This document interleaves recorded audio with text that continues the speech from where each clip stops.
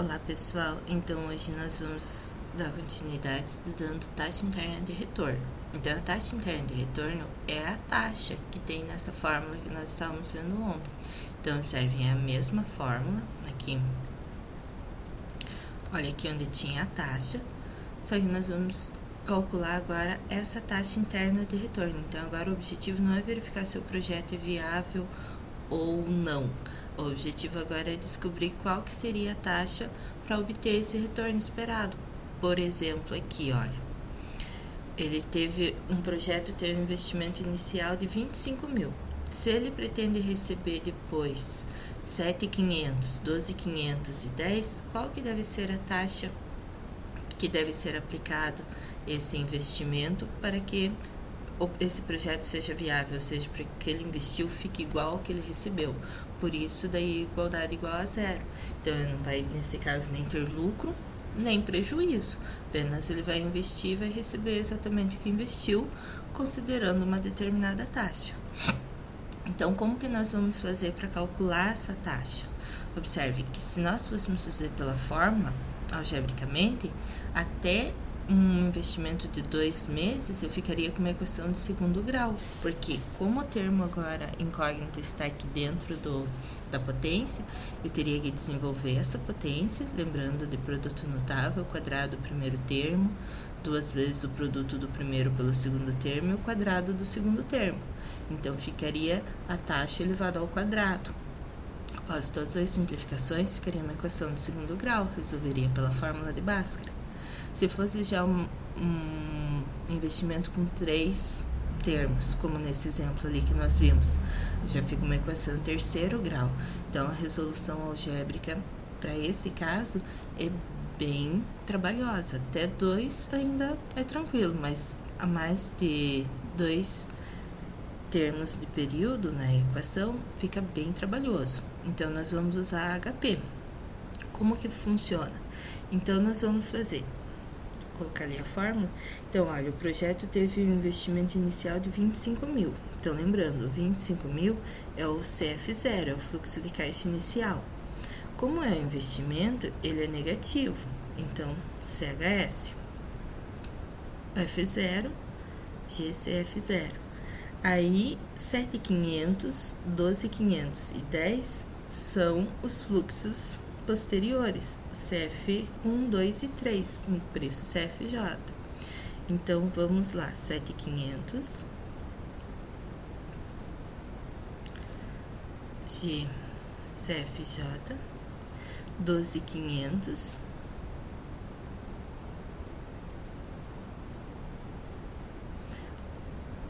GCFJ e 10 mil.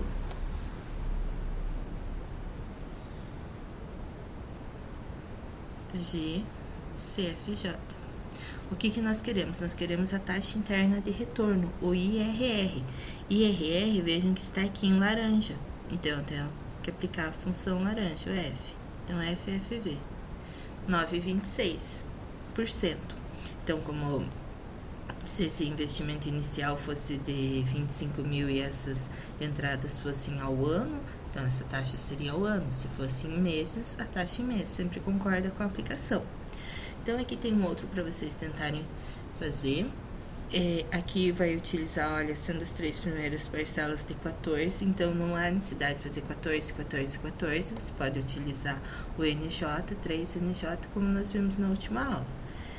Depois eu colocarei as respostas, eu observei que aqui eu não tinha colocado ainda. E o índice de rentabilidade. O que seria o índice de rentabilidade? É o quociente entre as entradas e as saídas, ou seja, nem sempre o projeto tem apenas um investimento e o restante tudo são receitas, recebimentos. Então, ele pode investir e depois receber, como nos exemplos anteriores, mas ele pode fazer 2 investimentos iniciais para depois começar a receber, ou pode fazer um investimento, receber, depois outro investimento. Então, depende de como é esse projeto. O índice de rentabilidade é o quociente entre as entradas e as saídas. Se nós fizéssemos pela fórmula aqui, eu iria substituir todos os termos, o fluxo inicial, se ele foi um investimento negativo, o segundo fluxo, se ele foi uma receita positiva, se foi um investimento também negativo, todos os termos, calcular cada um deles separadamente e depois calcular o quociente, a divisão entre os dois. Então, aqui o que nós faríamos? Então, por exemplo, nesse investimento, o único termo negativo é dos 180 mil, então, que é o CF0. Então, eu só preciso calcular os demais termos, que são os positivos, e dividir os 180 pelos demais. Então, como que nós vamos fazer ali? Então, eu posso fazer pela fórmula, lembrando que pela fórmula eu tenho que fazer 30 dividido por 1 mais I, a taxa que é de 25%. Então, 1 mais 0,25, daí depois o 62 é no segundo mês, então é 62, 1,25 ao quadrado. Depois o 138 é no terceiro mês, 1 mais 0,25 ao cubo. E o 183 é no quarto mês, então 1,25 elevado a quarto. Depois somar todos esses termos e dividir pela 180, porque é o quociente das entradas pela saída, ou seja, dos positivos pelo negativo. Então, nós vamos lá. Então, o 30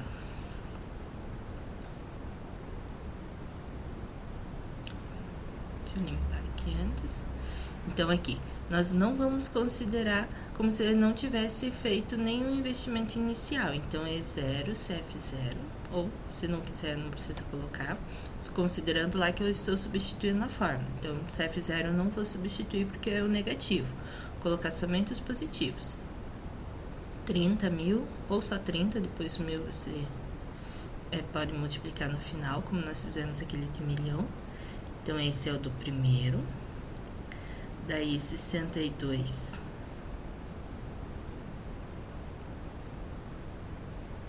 É o do segundo mês. Depois, 138.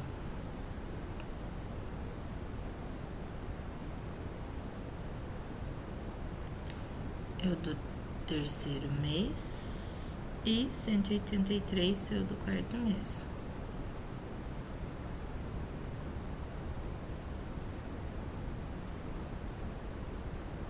SFB0, PMT, é o do quarto mês. A taxa é de 25%, então 25% é o I. Nós vamos calcular o NPV desse valor.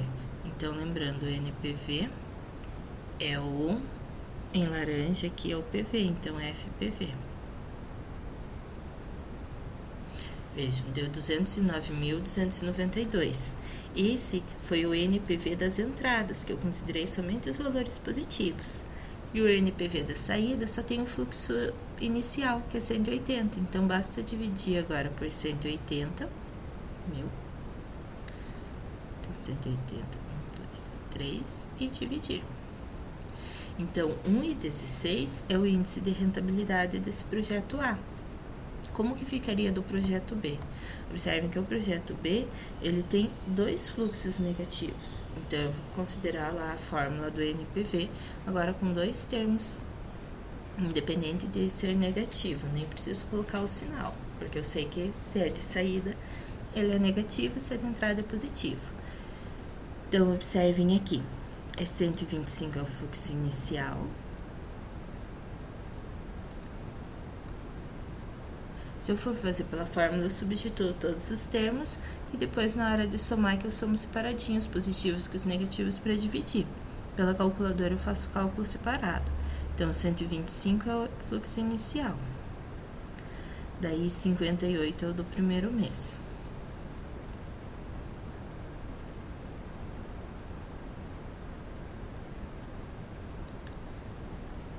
A taxa é de 25 mil. E eu quero calcular o NPV desses valores que são os negativos. Deu 171.400. Esse valor eu vou precisar dividir depois, ele é o NPV das saídas. Então, eu vou guardar ele em uma memória. Eu vou guardar na memória 7. Esse TO, 7. Posso guardar em qualquer memória, eu escolhi ali uma tecla qualquer, o número que você prefere. Agora eu vou calcular o das entradas. Observe, não teve inicial, porque foi investimento, e não teve no primeiro mês, foi ter só a partir do segundo. Então, esses iniciais eu vou guardar como valor zerado. Então, 0. Daí, 58.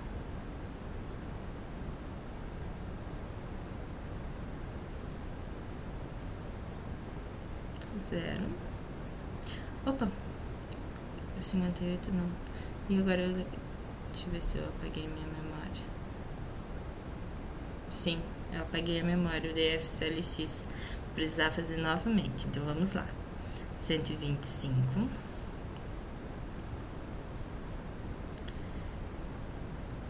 GCF0. 58 mil.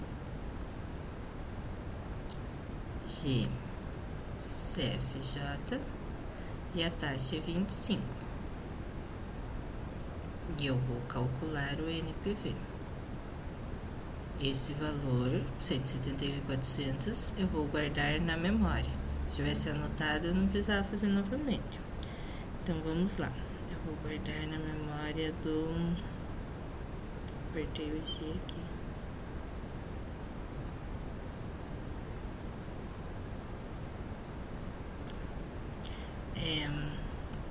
STO 7.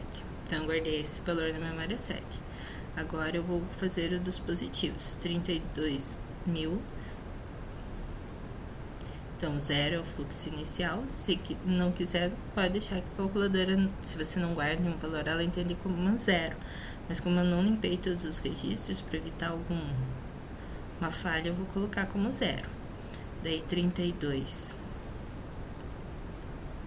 é o segundo mês. 32. CFJ. 128 é no terceiro.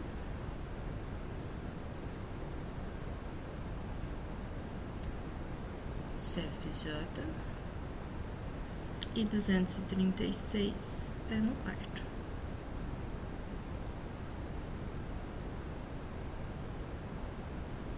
CFJ. A taxa é a mesma, de 25. E eu quero o NPV. Deu 182. Lembrando, eu quero calcular o índice de rentabilidade. Então, é o NPV das entradas, desses positivos, que eu acabei de fazer, que deu 182.681,60, dividido pelos negativos, que é aquele que eu tinha calculado anteriormente, de 171. Eu vou dividir os dois valores. Então, esse índice de rentabilidade deu 1,07. Então, lembrou, o primeiro deu 1,16, esse é 1,7. Então, o índice de rentabilidade é possível fazer algebricamente, ou seja, utilizando a fórmula da soma dos termos. Então, tem o primeiro termo, que é o fluxo inicial, o primeiro dividido por 1 mais i, o segundo por 1 mais i ao quadrado, o terceiro por 1 mais i ao cubo, e o quarto por 1 mais i à quarta. E aí, na hora da soma, nós soma separado os valores negativos dos positivos e divide eles, ou pela HP, como nós fizemos. Então, tem aqui mais um exercício para calcular o índice de rentabilidade. E aqui alguns exercícios de revisão, para vocês refazerem os exercícios desse conteúdo. Aqui tem as respostas dos anteriores, que não tem, eu vou colocar na sequência. Então, tentem fazer, verifiquem se ficaram com alguma dúvida e deixe comentário na aula. Obrigada, tchau, tchau.